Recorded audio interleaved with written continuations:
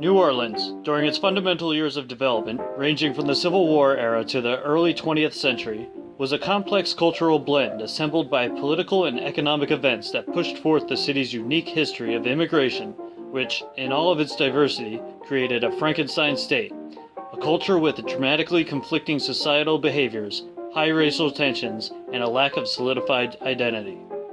In quoting Elizabeth Fussell, New Orleans' origin story is often told as a cultural gumbo recipe that ignores the social forces mixing Spanish and French colonists, English mercantilists, African slaves, and later waves of German, Irish, Italian, and other migrants. Such an insight reflects the great depth of cultural diversity that New Orleans possesses. Moreover, Fussell states that upon U.S. ownership of New Orleans in 1803, New Orleans was ranked as the 9th largest city, connected to imperative trade networks through its profitable ports, and at this same time the city's population was only 1/9 African, up until the city doubled in size after thousands of Haitians made their way to New Orleans after the Haitian Rebellion. And during the remainder of the 19th century, immigration drove population growth in New Orleans, and the city grew by 366%. Between 1830 and 1860. Most of the new immigrants arrived from Germany and Ireland, with smaller streams coming from other countries. As you can imagine, the influx of multi-race population led to much tension, particularly amongst those who were considered on the bottom of the socioeconomic tree. On one hand, certain races of the working class fought for jobs amongst one another, while on the other, the New Orleans white elite fought over keeping the city racially pure, except in the cases of labor. Additionally, between the 1870s and the 1880s, Fussell reveals that the giant industrial cities of the Northeast began to steal most of the potential immigrants from Louisiana. Thus, New Orleans experienced a major obstruction to immigrant numbers, except in the case of Sicilians, who by 1910 made up 39% of the population. The Sicilians thus competed aggressively within the working class amongst the Irish and African Americans for low-wage labor. Between 1850 and 1900, New Orleans fell from the 5th to 12th rank in population in the national urban hierarchy. Nonetheless, the decline in foreign immigration was not by any means a setback regarding cultural variety. By the beginning of the 20th century, New Orleans was a city full of different cultures and histories, a mushpot of experience. As a result of the city's diverse cultural background, New Orleans is considerably one of the most culturally complex American cities at the turn of the century. Consequently, the racial tension within New Orleans was of transcendent quality, with all of its riots during the end of the Civil War and end of World War II. As mentioned previously, the city's racially diverse population put much tension into the air, which is apparent with the riots and the segregation within the city. The passing of Plessy versus Ferguson in New Orleans courtroom in 1896 didn't help either, creating a separate but equal tone that made segregation more rampant throughout the city. One of the many riots that happened during this time frame was the New Orleans Riot of 1866. It was considered by many in the North that the South wanted to keep the blacks in a semi-slave state. Because the African Americans were angered by all of the setbacks that the Louisiana government set for them, the radical Republicans in Louisiana decided to have a convention at the Mechanics Institute in New Orleans to discuss the limitations that government gave them. As they were about to approach the building, the mayor of New Orleans at the time, Mayor John T. Monroe, had a group of ex-Confederates and some members of the New Orleans police to stop the riots. While there were many race-based riots like this during the Reconstruction, this was significant because it showed the nation that there needs to be a better plan in place to help usher the Reconstruction Act of 1867. The Robert Charles riots were more of a mad mob mentality, since they were looking for a person who killed men of status. It started when Robert Charles, an African-American living in New Orleans, killed several police officers in an altercation in a predominantly white neighborhood.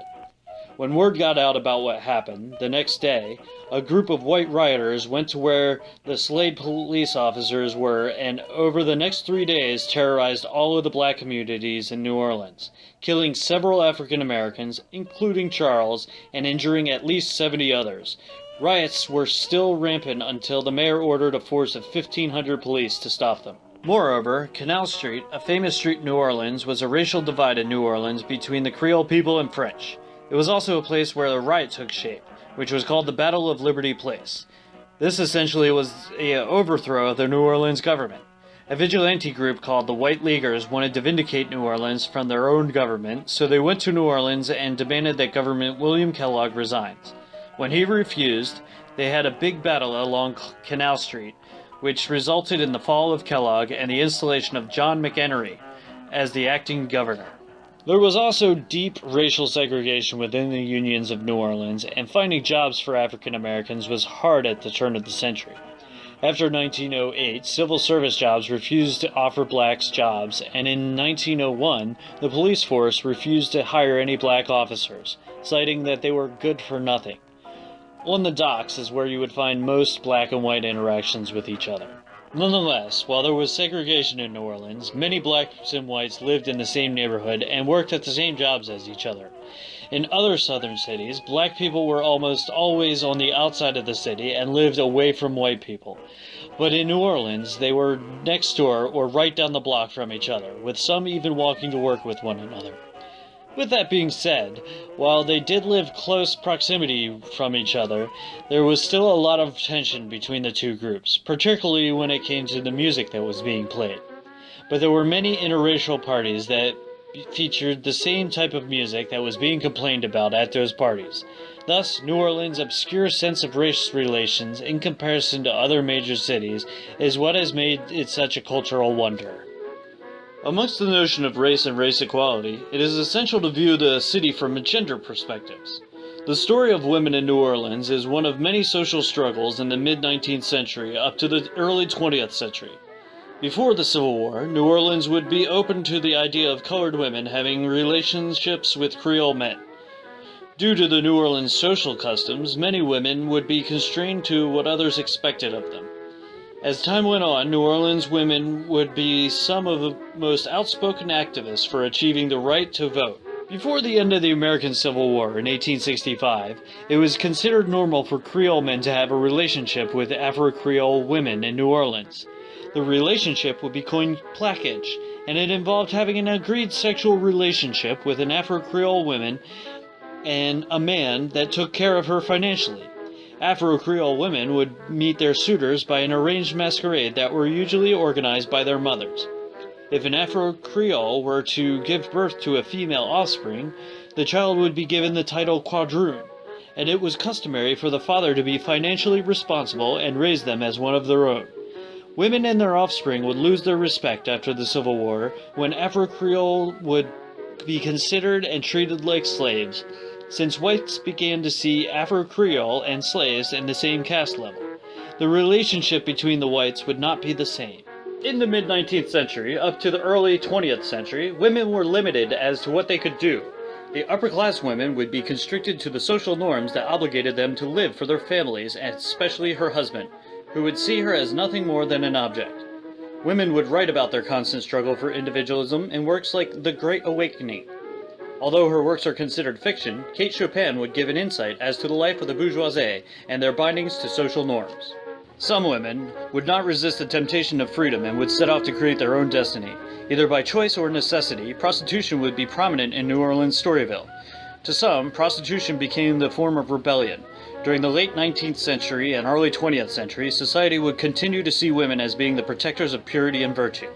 For that reason, any time a woman was thought to be sexual in any manner, it was thought to be caused by a mental disorder or hysteria. Although prostitutes were condemned by society, their promiscuity was considered vital to the men's mental and physical health. In the end, women that were prostitutes were never given the chance to go back to their normal lives. Although the struggle for women's suffrage started as early as the 19th century, New Orleans would be home to some of the most influential women of the cause. One of them, Kate Gordon, would start her career in public service with things affecting New Orleans in the 20th century. Gordon and other women would get their first taste of empowerment when they gathered approximately 10,000 eligible women voters to pass a measurement that would ensure a new sewage system that was much needed at the time. Women clubs would begin to spring up in the 20th century. Groups like the Era Club would consist of upper-class white women who were led by Gordon.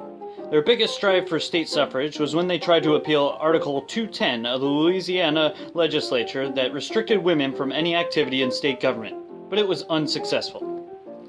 Even with unity in the idea of granting white women's right to vote, it was important to note that there was a division in the movement, since women were undecided on the idea of giving black women the right to vote.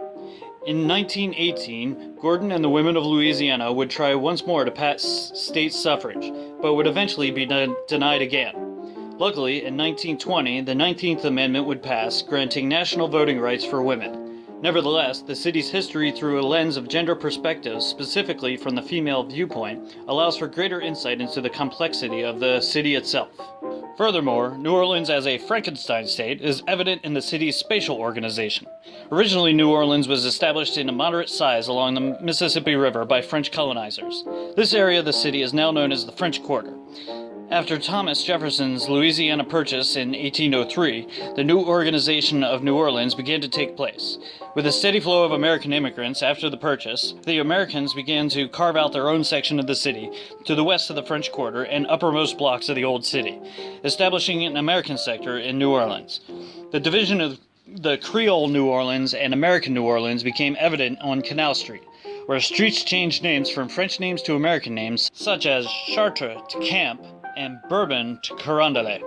The retail section of New Orleans kept to the first 4 blocks from the river, containing warehouses and wholesalers for the coffee and banana trade. The riverfront success in commerce, due to its ideal location for trading port, allowed for an abundance of low-skilled employment, but also lower-quality housing. This industrial area made the waterfront a rather hostile area, and most people without business there stayed away from it. The advantages of staying close to the river was access to transportation and higher elevation of land for drainage. Beyond the first 4 blocks of the commerce section, there was a bizarre mixture of piggeries, craft shops, and quadroon dance halls, alongside Roman Catholic convent schools. Residential areas were west of Canal toward Poydras Street, and closer north to Lake Pontchartrain. The area between Camp Chartres and Liberty Trem became the retail core for New Orleans, offering dry goods, clothing stores, jewelry, drugstores, and theaters. The buildings in the retail core also offered offices and studios for dentists, doctors, lawyers, and photographers. Urbanization in New Orleans tended to gravitate toward higher, well-drained land that was closer to the Mississippi River, avoiding lowland areas that were prone to flooding and infested with mosquitoes in the swampy areas. But this changed in the postbellum period. With technological advances, civil engineering allowed for cities to drain swamps and bring expansion to areas of New Orleans that were previously undesirable. Along with the ability to drain swamps and access to new lands for expansion, streetcar systems allowed for once low-income neighborhoods to become new streetcar suburbs.